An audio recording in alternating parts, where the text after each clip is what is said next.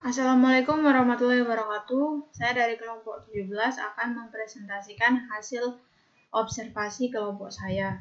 Sebelum saya presentasi, saya akan memperkenalkan diri terlebih dahulu. Perkenalkan, nama saya Sari Apriliana Zohri, NIM 19071013 dari Prodi Pendidikan Kimia semester 3, Fakultas Teknik Sains dan Terapan. Hasil observasi dilakukan SMA 1 Gerong. Kita mulai dari profil sekolah.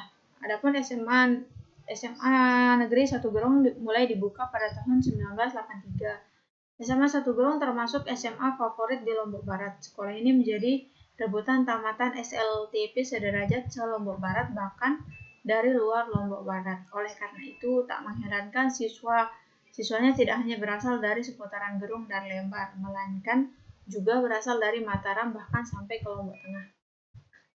Oleh karena itu, sekolah ini menjadi favorit utama di Lombok Barat. SMA 1 Gerong ini terkenal dengan slogan bersinar, beriman, indah, aman, dan rapi. Dan pernah mendapatkan penghargaan Sekolah Adiwiyata Mandala. Kemudian SMA 1 Gerong memiliki visi dan misi. Visinya mewujudkan generasi unggul berkarakter dan berwawasan lingkungan. Misinya yang pertama meningkatkan kebinaan nilai-nilai keagamaan dan ketakwaan kepada Tuhan Yang Maha Esa. Yang kedua, meningkatkan pembinaan penguatan pendidikan berkarakter, religius, nasionalis, kemandirian, gotong royong, dan integritas. Yang ketiga, melaksanakan pembelajaran kecakapan abad 21 untuk mengantisipasi perubahan global. Yang keempat, mengembangkan sumber daya manusia melalui iptek dan bahasa asing. Yang kelima, menumbuh kembangkan nilai-nilai kearifan lokal dalam konten pembelajaran. Yang keenam, menciptakan sekolah yang ramah lingkungan, bersih, dan sehat.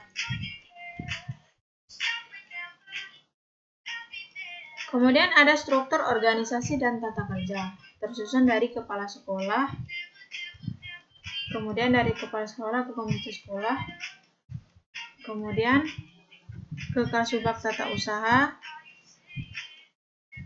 kemudian ke Wakasek Kurikulum, Wakasek Kesiswaan, Wakasek Sarana Prasarana. Dari Wakasek Prasarana ini kemudian terbagi menjadi dua, yaitu kepala perpustakaan dan kepala laboratorium. Kemudian dari Wakasek Humas. Lalu balik lagi ke kepala sekolah, ke wali kelas, guru atau karyawan.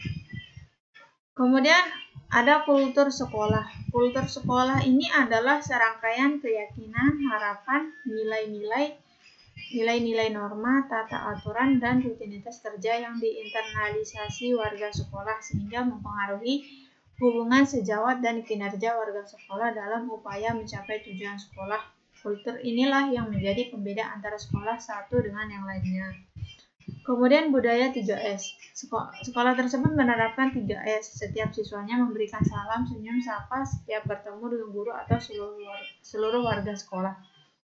Kemudian kegiatan kokurikuler dan ekstrakurikuler. Kegiatan kokurikuler ini merupakan kegiatan yang dimaksudkan untuk lebih memperdalam dan menghayati materi pembelajaran yang telah dipelajari dalam kegiatan intrakurikuler di dalam kelas. Kegiatan ini dapat dilakukan secara individual maupun kelompok. Dalam hal ini perlu diperhatikan ialah menghindari terjadinya pengulangan dan ketumpang tindihan antara mata pelajaran yang satu dengan mata pelajaran yang lainnya. Contohnya seperti kegiatan bimbingan baca tulis Al-Quran untuk mata pelajaran Al-Quran dan hadis. Kemudian bimbingan kaligrafi Arab untuk mata pelajaran bahasa Arab dan bimbingan seni tari, drama atau teater untuk seni pertunjukan untuk mata pelajaran seni dan budaya. Sedangkan kegiatan ekstrakurikuler adalah kegiatan non-pelajaran formal yang dilakukan peserta didik sekolah atau universitas, umumnya di luar jam pelajaran kurikulum standar. Kegiatan ini ada pada setiap jenjang pendidikan dari sekolah dasar sampai universitas. Kegiatan ekstrakurikuler ditujukan agar siswa dapat mengembangkan kepribadian, bakat, dan kemampuannya di berbagai bidang di luar bidang akademik. Kegiatan ini diadakan secara swadaya dari pihak sekolah maupun siswa-siswi itu sendiri untuk merintis kegiatan di luar jam pelajaran sekolah.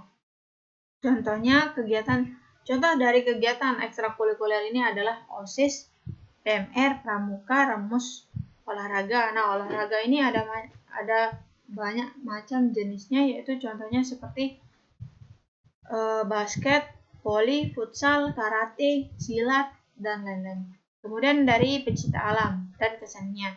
Nah, kesenian ini terdiri dari beberapa macam, yaitu seperti dance, tari tradisional, gendang belek, dan lain-lain. Kemudian ada tata tertib di sekolah. Tata tertib sekolah merupakan sebuah upaya yang dilakukan oleh pihak sekolah untuk menciptakan lingkungan yang kondusif bagi seluruh pihak, terutama para siswa dalam melaksanakan kegiatan belajar mengajar. Tanpa lingkungan sekolah yang kondusif, mustahil para siswa dan siswi dapat belajar secara optimal. Nah, contohnya yaitu setiap siswa datang tepat waktu, mengenakan seragam yang telah ditentukan, dilarang menyalakan handphone di dalam kelas saat jam pelajaran sedang berlangsung.